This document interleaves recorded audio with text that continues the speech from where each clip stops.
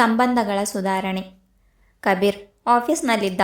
ಆಗ ಅವನ ತಾಯಿ ಸಂಯುಕ್ತ ಅವರು ಫೋನ್ ಮಾಡಿ, ಮಗನೇ, 2 ದಿನಗಳ ನಂತರ ನಮ್ಮ ಮದುವೆಯ ವಾರ್ಷಿಕೋತ್ಸವವಿದೆ.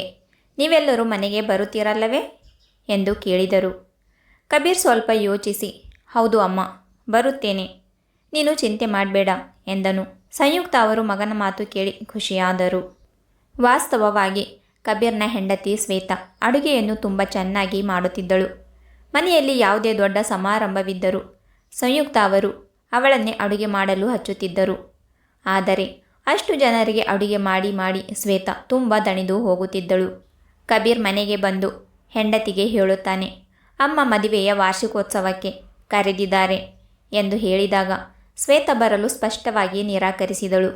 ಅವಳು ಹೇಳಿದಳು, ಪ್ರತಿ ಬಾರಿಯೂ ಅಷ್ಟು ಜನರಿಗೆ ಅಡುಗೆಯನ್ನು ನಾನೊಬ್ಬಳೇ ಮಾಡಬೇಕಾಗುತ್ತದೆ. ನಿಮ್ಮ ದೊಡ್ಡ ಅಣ್ಣ ಮತ್ತು ಅತ್ತಿಗೆ ಅಮ್ಮನ ಮೇಲೆ ಮುನಿಸಿಕೊಂಡು ಮನೆ ಬಿಟ್ಟು ಹೋಗಿದ್ದಾರೆ. ಅವರು ಯಾವ ಸಮಾರಂಭಕ್ಕೂ ಬರುವುದಿಲ್ಲ. ಅಡುಗೆಯವರನ್ನು ಕರೆಯೋಣ ಎಂದು ನಾನು ಅತ್ತೆಯವರಿಗೆ ಎಷ್ಟು ಬಾರಿ ಹೇಳಿದರೂ ಅವರು ಕೇಳುವುದೇ ಇಲ್ಲ. ಆದ್ದರಿಂದ ಈ ಬಾರಿ ನಾನು ಸಮಾರಂಭಕ್ಕೆ ಬರುವುದಿಲ್ಲ ಅಂತ ಅವನ ಹೆಂಡತಿ ಹೇಳಿದಳು. ಕಬೀರ್ ಹೇಳಿದನು, ನಾನು ಕೂಡ ಅಮ್ಮಳಿಗೆ ಅಡುಗೆಯವರನ್ನು ಕರೆಯೋಣ ಎಂದು ಎಷ್ಟು ಬಾರಿ ಹೇಳಿದ್ದೆ. ಆದರೆ ಅವರು ಕೇಳುತ್ತಿಲ್ಲ. ಮನೆಯ ಸೊಸೆ ಅನ್ನಪೂರ್ಣೆ ಇದ್ದಂತೆ ಅವಳ ಕೈಯಿಂದ ಮಾಡಿದ ಅಡುಗೆಯನ್ನು ಅತಿಥಿಗಳಿಗೆ ಉಣಬಡಿಸುವ ಆನಂದವೇ ಬೇರೆ ಎಂಬುದು ಅವರ ವಾದ. ಅವರು ಸ್ವಂತ ಎಂದಿಗೂ ಅಷ್ಟು ಜನರಿಗೆ ಅಡುಗೆ ಮಾಡಿದವರಲ್ಲ.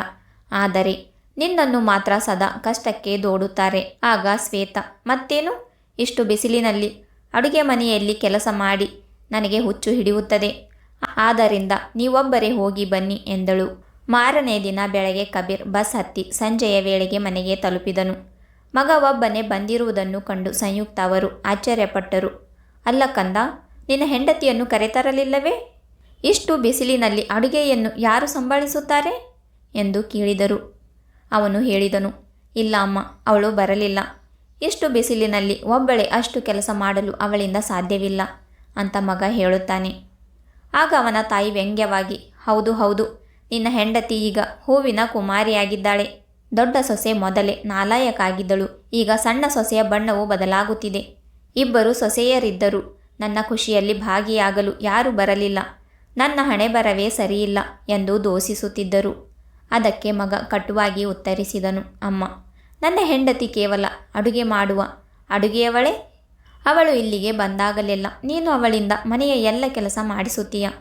ಸಮಾರಂಭದ ಅಡುಗೆಯನ್ನೆಲ್ಲ ಅವಳೇ ಮಾಡುತ್ತಾಳೆ. ಆದರೆ ಅವಳು ನಿನ್ನ ಜೊತೆ ಕುಳಿತು ಮಾತನಾಡಲು ಪ್ರಯತ್ನಿಸಿದಾಗ ಅಥವಾ ಮನೆಯ ನಿರ್ಧಾರಗಳಲ್ಲಿ ಅಭಿಪ್ರಾಯ ನೀಡಿದಾಗ ನೀನು ಹೇಳ್ತೀಯ, ಸೊಸೆ ನೀನು ಹೊರಗಿನವಳು ಎಂದು ಹೇಳುತ್ತೀಯ. ಅವಳು ಹೊರಗಿನವಳು ಎಂದು ನಿನಗೆ ಅನಿಸುವುದಾದರೆ ನಾನು ಅವಳನ್ನು ಹೊರಗೆ ಬಿಟ್ಟು ಬಂದಿದ್ದೇನೆ. ಅವಳು ಈ ಸಮಾರಂಭಕ್ಕೆ ಬರುವ ಅಗತ್ಯವಿಲ್ಲ ಅಂತ ಮಗ ಹೇಳುತ್ತಾನೆ. ಮಗನ ಮಾತನ್ನು ಕೇಳಿ ಸಂಯುಕ್ತ ಅವರು ಕೆಂಡಮಂಡಲಾಗಿ, ನೀನು ನಿನ್ನ ಹೆಂಡತಿಯ ಗುಲಾಮನಾಗಿದೆಯಾ ಎಂದಳು. ಕಬೀರ್ ನಗುತ್ತಾ ಹೇಳಿದನು, ಸರಿಯಮ್ಮ, ಹಾಗೆಯೇ ಇರಲಿ. ಅಪ್ಪ ಕೂಡ ನಿಮ್ಮ ಗುಲಾಮರೇ ಅಲ್ವಾ? ನೀವು ಯಾರ ಜೊತೆ ಎಷ್ಟೇ ತಪ್ಪು ಮಾಡಿದರೂ ಅವರು ನಿಮ್ಮ ವಿರುದ್ಧ ಧ್ವನಿ ಎತ್ತುವುದಿಲ್ಲ. ಆದ್ದರಿಂದ ನನ್ನ ಭವಿಷ್ಯಕ್ಕಾಗಿ ನಾನು ಕೂಡ ಹೆಂಡತಿಯ ಗುಲಾಮನಾಗಲು ನಿರ್ಧರಿಸಿದ್ದೇನೆ. ಈ ಮಾತನ್ನು ಕೇಳಿ ತಂದೆ ಶಂಭು ಅವರು ಸ್ತಬ್ಧರಾಗಿ ಮಗನನ್ನು ನೋಡಿದರು. ಮಗನ ಮಾತಿನಲ್ಲಿ ಸತ್ಯವಿತ್ತು ಎಂಬುದು ಅವರಿಗೆ ತಿಳಿದಿತ್ತು. ಹೆಂಡತಿ ತಪ್ಪು ಮಾಡಿದರೂ ಅವರು ಅವಳನ್ನು ತಡೆಯುತ್ತಿರಲಿಲ್ಲ. ಆ ಕಾರಣಕ್ಕಾಗಿಯೇ ಇಂದು ಮಕ್ಕಳ ಮನಸ್ಸು ಮನೆಯಿಂದ ದೂರವಾಗಿತ್ತು. ಸಂಯುಕ್ತ ಅವರು ಕೋಪದಿಂದ, ಹಾಗಾದರೆ ನೀನು ಯಾಕೆ ಬಂದೆ? ನೀನು ಬರದೇ ಇರಬೇಕಿತ್ತು ಎಂದರು. ಸರಿಯಮ್ಮ, ನಿನಗೆ ಹಾಗೆ ಅನಿಸುವುದಾದರೆ ನಾನು ಈಗಲೇ ಹೋಗುತ್ತೇನೆ ಎಂದು ಕಬೀರ್ ಹೊರಟನು. ಆಗ ಶಂಭು ಅವರಿಗೆ ಸಣ್ಣ ಮಗನು ಶಾಶ್ವತವಾಗಿ ದೂರವಾಗಬಹುದು ಎಂಬ ಭಯವಾಯಿತು. ಅವರು ಮಗನ ಕೈ ಹಿಡಿದು ತಡೆದರು. ಮಗನೇ, ನೀನು ಎಲ್ಲಿಗೂ ಹೋಗಬೇಡ. ಸೊಸೆ ಬರಲಿಲ್ಲವೆಂದರೆ ಪರವಾಗಿಲ್ಲ. ನಮ್ಮಿಂದಲೇ ಯಾವುದೋ ತಪ್ಪಾಗಿರಬಹುದು. ಆದರೆ ನಾನು ನಿನಗೆ ಮಾತು ನೀಡುತ್ತೇನೆ. ನಾನು ಮನೆಯ ಪರಿಸ್ಥಿತಿಯನ್ನು ಬದಲಿಸುತ್ತೇನೆ. ಮುಂದಿನ ಬಾರಿ ಸೊಸೆ ಖುಷಿಯಿಂದ ತಾನೇ ಬರುವಂತಹ ವಾತಾವರಣ ನಿರ್ಮಿಸುತ್ತೇನೆ. ಸದ್ಯಕ್ಕೆ ನೀನು ಬಂದಿದೀಯಾ, ಹೋಗಬೇಡ ಅಂತ ಕೇಳಿಕೊಳ್ಳುತ್ತಾರೆ. ಸಂಯುಕ್ತ ಅವರು ಸಿಟ್ಟಿನಿಂದ, ಹೋಗಲಿ ಬಿಡಿ, ಯಾಕೆ ತಡೆಯುತ್ತಿದ್ದೀರಿ ಎಂದರು. ಶಂಭು ಅವರು ಇಂದು ಗಟ್ಟಿ ಧ್ವನಿಯಲ್ಲಿ ಹೇಳಿದರು, ನಿನ್ನಿಂದಾಗಿ ಇಡೀ ಕುಟುಂಬ ಚದುರಿ ಹೋಗುತ್ತಿದೆ.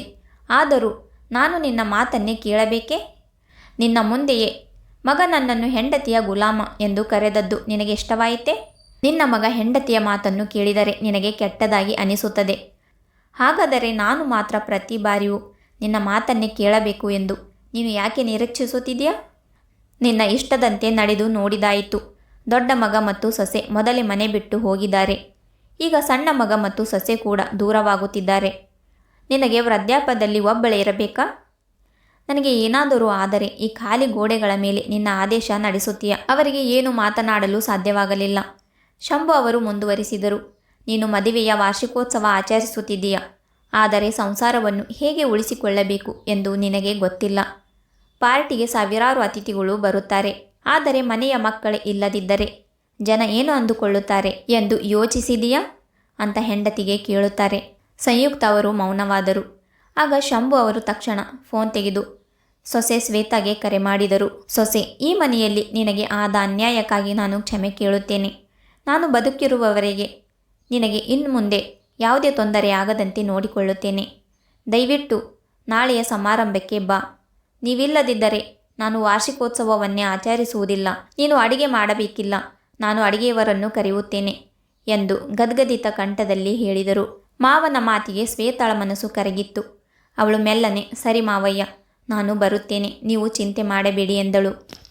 ನಂತರ ಶಂಭು ಅವರು ದೊಡ್ಡ ಮಗನಿಗೆ ಫೋನ್ ಮಾಡಿ ತನ್ನ ಹೆಂಡತಿಯ ವರ್ತನೆಗಾಗಿ ಕ್ಷಮೆ ಕೇಳಿದರು. ಸಮಾರಂಭಕ್ಕೆ ಬರುವಂತೆ ವಿನಂತಿಸಿದರು. ತಂದೆಯೇ ಮೊದಲ ಬಾರಿಗೆ ಎಷ್ಟು ಪ್ರೀತಿಯಿಂದ ಕರೆದಾಗ ಅವರು ಬರಲು ಒಪ್ಪಿದರು.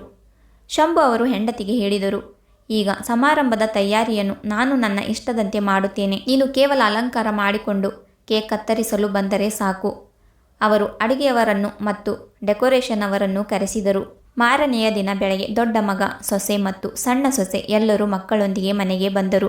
ಇಡೀ ಮನೆ ಸಂಭ್ರಮದಿಂದ ತುಂಬಿತ್ತು. ಸಂಯುಕ್ತ ಅವರು ಸುಮ್ಮನಿದ್ದರು. ಏಕೆಂದರೆ ವರ್ಷಗಳ ನಂತರ ಅವರ ಗಂಡ ತಪ್ಪಿನ ವಿರುದ್ಧ ಧ್ವನಿ ಎತ್ತಿದರು ಮತ್ತು ಈಗ ಅತಿಯಾಗಿ ಮಾತನಾಡಿದರೆ ಪರಿಸ್ಥಿತಿ ಕೈಮೀರುತ್ತದೆ ಎಂದು ಅವರಿಗೆ ತಿಳಿದಿತ್ತು. ಸಂಜೆ ಎಲ್ಲರ ಸಮ್ಮುಖದಲ್ಲಿ ಕೇಕ್ ಕತ್ತರಿಸಲಾಯಿತು. ಮನೆಯಲ್ಲಿ ಖುಷಿಯ ವಾತಾವರಣವಿತ್ತು. ಶಂಭು ಅವರು ನಗುತ್ತಾ ಎಲ್ಲರೊಂದಿಗೆ ಮಾತನಾಡುತ್ತಿರುವುದನ್ನು ಕಂಡು ಮಕ್ಕಳು ತುಂಬ ಸಂತೋಷಪಟ್ಟರು. ಶಂಭು ಅವರು ಈ ನಿರ್ಧಾರವನ್ನು ಮೊದಲೇ ತೆಗೆದುಕೊಂಡಿದ್ದರೆ ಸಂಬಂಧಗಳು ಇಷ್ಟು ಕೆಡುತ್ತಿರಲಿಲ್ಲ. ಆದರೆ ಈಗ ಅವರು ಹೊಸ ಆರಂಭ ಮಾಡಿದರು.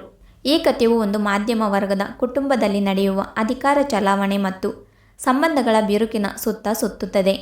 ಮನೆಯ ಕಿರಿಯ ಸೊಸೆ ಶ್ವೇತಾ ಪ್ರತಿ ಸಮಾರಂಭದಲ್ಲೂ ಒಬ್ಬಳೇ ಅಡುಗೆ ಮಾಡುವ ಜವಾಬ್ದಾರಿಯಿಂದ ಬೇಸೆತ್ತು ಮದುವೆಯ ವಾರ್ಷಿಕೋತ್ಸವಕ್ಕೆ ಬರಲು ನಿರಾಕರಿಸುತ್ತಾಳೆ. ಅವಳ ಗಂಡ ಕಬೀರ್ ಅಮ್ಮನ ಪಕ್ಷಪಾತ ಮತ್ತು ಅಡುಗೆಯವರನ್ನು ನೇಮಿಸದ ಹಠಮಾರಿತನವನ್ನು ವಿರೋಧಿಸುತ್ತಾನೆ. ತಾಯಿ ಸಂಯುಕ್ತ ಅವರು ಮನೆಯ ಸೊಸೆಯನ್ನು ಕೇವಲ ಒಬ್ಬ ಅಡುಗೆಯವಳು ಅಥವಾ ಕೆಲಸದವಳು ಎಂಬಂತೆ ನೋಡುತ್ತಿರುತ್ತಾರೆ. ಆದರೆ ಅಧಿಕಾರ ನೀಡುವಾಗ ಅವಳು ಹೊರಗಿನವಳು ಎಂದು ದೂರು ತಳ್ಳುತ್ತಾರೆ. ಇದು ಮನೆಯಲ್ಲಿ ಅಶಾಂತಿ ತರುತ್ತದೆ. ಅಂತಿಮವಾಗಿ ತಂದೆ ಶಂಭು ಅವರು ಮಧ್ಯಪ್ರವೇಶಿಸಿ ತಮ್ಮ ಹೆಂಡತಿಯ ತಪ್ಪುಗಳನ್ನು ತಿದ್ದುತ್ತಾರೆ. ಅವರು ತಾವೇ ಸ್ವಂತ ಮಕ್ಕಳಲ್ಲಿ ಕ್ಷಮೆ ಕೇಳಿ ಅಡುಗೆಯವರನ್ನು ನೇಮಿಸಿ ಇಡೀ ಕುಟುಂಬವನ್ನು ಮತ್ತೆ ಒಂದುಗೂಡಿಸುತ್ತಾರೆ. ಕಥೆಯ ನೀತಿ ಮತ್ತು ಜೀವನ ಪಾಠಗಳು. ಈ ಕಥೆ ಮುಂದಿನ ಸಮಾಜಕ್ಕೆ ಹಲವಾರು ಪ್ರಮುಖ ಸಂದೇಶಗಳನ್ನು ನೀಡುತ್ತದೆ. ಸೊಸೆ ಮನೆಯ ಮಗಳೇ ಹೊರತು ಕೆಲಸದವಳಲ್ಲ. ಸೊಸೆಯನ್ನು ಅನ್ನಪೂರ್ಣ ಎಂದು ಹೊಗಳುವುದು ಅವಳ ಶ್ರಮವನ್ನು ಗೌರವಿಸುವುದಕ್ಕಾಗಿಯೇ ಹೊರತು ಅವಳನ್ನು ಅಡುಗೆ ಮನೆಗೆ ಸೀಮಿತಗೊಳಿಸುವುದಕ್ಕಲ್ಲ. ಅವಳಿಗೂ ವಿಶ್ರಾಂತಿ ಮತ್ತು ಗೌರವದ ಅಗತ್ಯವಿದೆ ಎಂದು ಕುಟುಂಬದ ಹಿರಿಯರು ಅರ್ಥ ಮಾಡಿಕೊಳ್ಳಬೇಕು. ಅತಿಥಿ ಸತ್ಕಾರದ ಹೆಸರಿನಲ್ಲಿ ಮನೆಯವರನ್ನು ದಂಡಿಸಬೇಡಿ. ಹೊರಗಿನ ಅತಿಥಿಗಳಿಗೆ ಬಡಿಸಲು ಮನೆಯ ಸೊಸೆ ಅಥವಾ ಹೆಣ್ಣು ಮಕ್ಕಳು ಇಡೀ ದಿನ ಬೆವರುತ್ತಾ ಅಡುಗೆ ಮನೆಯಲ್ಲಿ ಕಷ್ಟಪಡುವುದು ಸತ್ಕಾರವಲ್ಲ. ಎಲ್ಲರನ್ನೂ ಒಳಗೊಂಡ ಸಂಭ್ರಮವೇ ನಿಜವಾದ ಸಮಾರಂಭ. ಮೌನವು ಒಂದು ತಪ್ಪು. ಶಂಭು ಅವರು ಮೊದಲೇ ತಮ್ಮ ಪತ್ನಿಯ ತಪ್ಪುಗಳನ್ನು ತಡೆದಿದ್ದರೆ ದೊಡ್ಡ ಮಗ ಮತ್ತು ಸೊಸೆ ಮನೆ ಬಿಟ್ಟು ಹೋಗುವ ಪ್ರಸಂಗ ಬರುತ್ತಿರಲಿಲ್ಲ. ಕುಟುಂಬದ ಹಿರಿಯರು ತಪ್ಪು ನಡೆದಾಗ ಅದನ್ನು ಸರಿಪಡಿಸದಿದ್ದರೆ ಇಡೀ ಸಂಸಾರ ಚದುರಿ ಹೋಗುತ್ತದೆ. ಹಳೆಯ ಸಂಪ್ರದಾಯಗಳಿಗಿಂತ ಮನುಷ್ಯರ ಪ್ರೀತಿ ಮತ್ತು ಸಂಬಂಧಗಳು ಮುಖ್ಯ. ಕಾಲಕ್ಕೆ ತಕ್ಕಂತೆ ಮನೆಯ ನಿಯಮಗಳನ್ನು ಬದಲಾಯಿಸಿಕೊಂಡರೆ ಮಾತ್ರ ಸಂಬಂಧಗಳು ಗಟ್ಟಿಯಾಗುತ್ತವೆ. ಮಗ ತನ್ನ ಪತ್ನಿಯ ಹಿತಾಸಕ್ತಿಯನ್ನು ಕಾಪಾಡುವುದು ಗುಲಾಮಗಿರಿಯಲ್ಲ, ಅದು ಅವನ ಕರ್ತವ್ಯ. ಹಾಗೆಯೇ ತಂದೆ ತನ್ನ ತಪ್ಪನ್ನು ಒಪ್ಪಿಕೊಂಡು ಕ್ಷಮೆ ಕೇಳುವುದು ಅವರ ವ್ಯಕ್ತಿತ್ವದ ದೊಡ್ಡತನವನ್ನು ತೋರಿಸುತ್ತದೆ. ಸರಿಪಡಿಸಲಾಗದ ಸಂಬಂಧಗಳಿಲ್ಲ, ಆದರೆ ಅದನ್ನು ಸರಿಪಡಿಸಲು ಹಿರಿಯರಲ್ಲಿ ಸತ್ಯವನ್ನು ಒಪ್ಪಿಕೊಳ್ಳುವ ಧೈರ್ಯ ಮತ್ತು ಕಿರಿಯರಲ್ಲಿ ಕ್ಷಮಿಸುವ ಗುಣವಿರಬೇಕು. ಸ್ನೇಹಿತರೆ, ಕತೆ ಇಷ್ಟ ಆದರೆ ಲೈಕ್, ಶೇರ್, ಸಬ್ಸ್ಕ್ರೈಬ್ ಮಾಡಿ. ಮತ್ತೆ ಸಿಗೋಣ ಇನ್ನೊಂದು ಕಥೆಯೊಂದಿಗೆ.